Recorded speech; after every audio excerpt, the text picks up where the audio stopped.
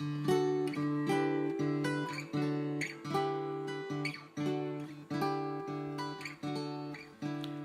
there, and welcome to this edition of Thought for the Week. It's very good to be with you again. We've been looking at a remarkable occasion in John's Gospel account where Jesus turned water into wine. You'll find it in John chapter 2.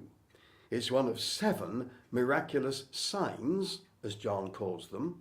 Now, a sign is something that points beyond itself to something far greater than itself. It's like a road sign or a sign announcing there's a hotel.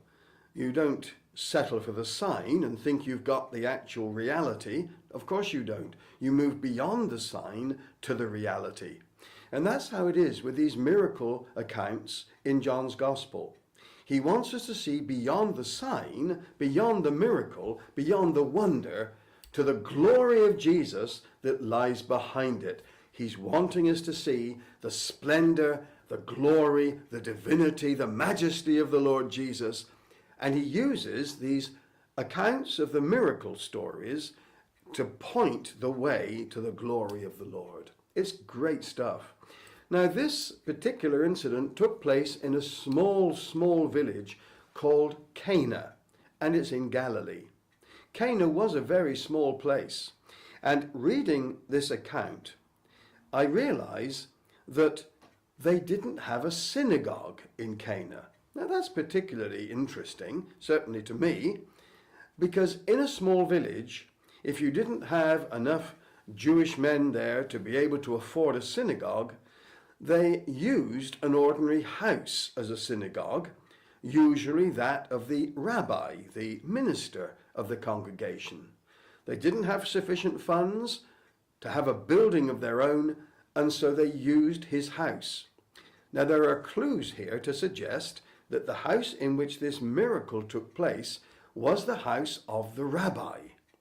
And this is, I think, very interesting. In verse 6 it says here, "Nearby stood 6 stone water jars, the kind used by the Jews for ceremonial washing, each holding from 20 to 30 gallons.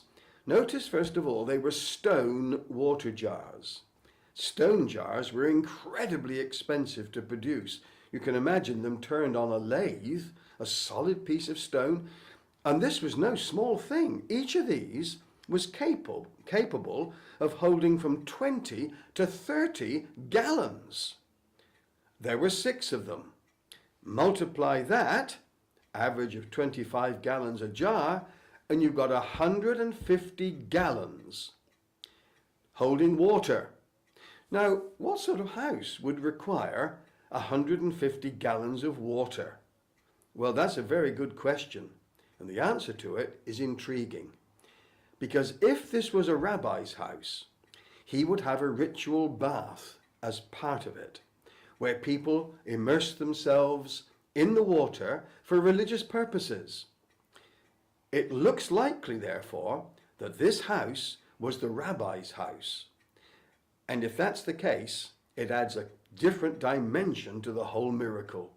Well, there are lots of nuggets there deep in the Bible for us to dig out, and they enrich our lives at every level. What are you seeking today? Do you need encouragement from the Lord? Go to the scriptures and ask the Lord by his Spirit to reveal wonderful things out of his word. He wants to bless you. That's a certainty. Bye-bye for now.